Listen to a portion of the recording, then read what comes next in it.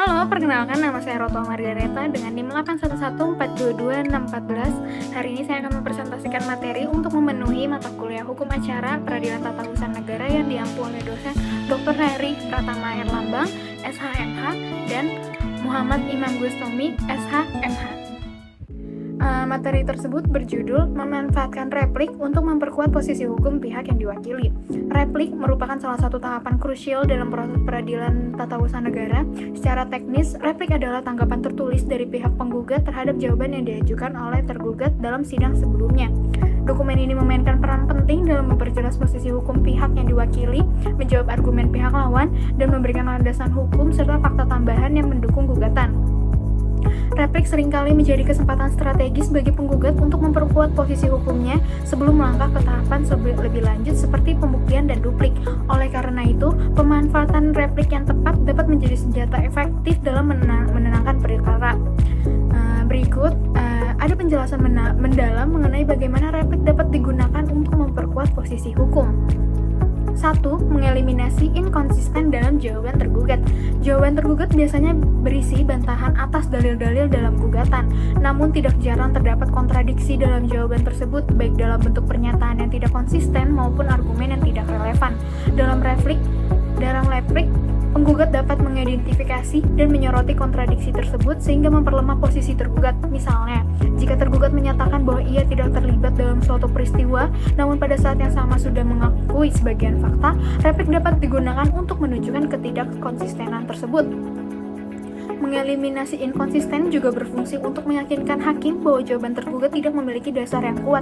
Semakin jelas kelemahan dalam jawaban tergugat, semakin besar kemungkinan pengadilan untuk berpihak kepada penggugat. 2. Menegaskan fakta-fakta kunci. Dalam replik, penggugat memiliki kesempatan untuk kembali menegaskan fakta-fakta penting yang menjadi dasar gugatan. Fakta ini harus disampaikan secara jelas, terstruktur, dan logis agar tidak menyisakan ruang bagi tergugat untuk membelokkannya. Penegasan fakta ini juga penting untuk memastikan bahwa isu utama tetap menjadi fokus dalam persidangan dan tidak teralihkan oleh argumen sampingan dari pihak lawan. Lalu yang ketiga itu adalah memperkuat landasan hukum. Salah satu elemen penting dalam replik adalah memperkuat argumen hukum yang telah diajukan sebelumnya. Penggugat dapat mengutip jurisprudensi terbaru, doktrin hukum yang relevan, atau aturan-aturan hukum yang spesifik untuk memperkuat klaimnya. Langkah ini sangat penting untuk memberikan dasar hukum yang kokoh kepada hakim dalam mempertimbangkan suatu perkara. 4. Menjawab argumen tergugat secara spesifik. Replik yang baik harus merespons setiap poin yang diajukan oleh tergugat secara spesifik dan terarah. Jika tergugat mengajukan bantahan yang bersifat umum atau tidak relevan, penggugat dapat menunjukkan hal tersebut dalam replik. Sebaliknya, jika ada bantahan yang kuat dari tergugat, replik harus menjawabnya dengan argumen yang lebih solid dan bukti pendukung. Pendekatan ini menunjukkan bahwa penggugat siap dan terorganisasi dengan baik dalam menghadapi perkara yang pada akhirnya akan memberikan suatu kesan positif kepada hakim. 5. Membangun narasi yang meyakinkan. Selain menjawab argumen pihak lawan, replik juga berfungsi untuk membangun narasi yang koheren dan logis. Narasi ini bertujuan untuk membantu hakim memahami permasalahan secara lebih mendalam dari sudut pandang penggugat.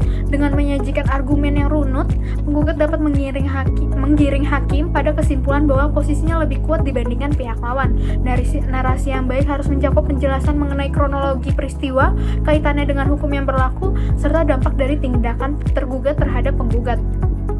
6. Memanfaatkan bukti tambahan. Dalam beberapa kasus, penggugat dapat menggunakan replik untuk menyertakan bukti tambahan yang relevan dan sah secara hukum. Bukti tambahan ini dapat berupa dokumen, saksi, atau fakta baru yang memperkuat posisi penggugat. Namun, penggunaan bukti tambahan harus dilakukan dengan hati-hati agar tidak melanggar aturan acara yang berlaku. Sebagai contoh, jika tergugat dalam jawabannya menyatakan bahwa ia tidak pernah menerima dokumen tersebut, replik dapat menyertakan bukti pengiriman dokumen tersebut sebagai tanggapan. 7. Mengantisipasi argumen balik di tahap duplik.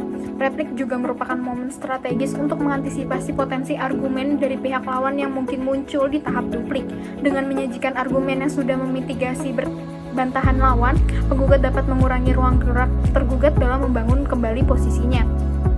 Antisipasi ini membutuhkan analisis mendalam terhadap strategi hukum yang mungkin diambil oleh tergugat. Misalnya, jika tergugat mengajukan dalil force majeure sebagai alasan pembelaan, penggugat dapat langsung membantah dengan argumen hukum bahwa force majeure tidak relevan dalam kasus tersebut. Lalu kita akan masuk ke kesimpulan. kesimpulannya ialah replik bukan sekedar dokumen formal, tetapi juga alat strategis yang dapat digunakan untuk memperkuat posisi hukum penggugat. Dengan memanfaatkan replik secara maksimal, penggugat dapat menegaskan fakta-fakta penting, menjawab bantahan tergugat dengan argumen yang lebih kuat, dan memberikan landasan hukum yang kokoh kepada hakim. Penyusunan replik yang baik memerlukan kejelian dalam menganalisis argumen pihak lawan, pemahaman mendalam terhadap hukum yang berlaku, serta kemampuan komunikasi yang efektif untuk menyajikan argumen secara sistematis. Sekian presentasi materi dari saya. Terima kasih.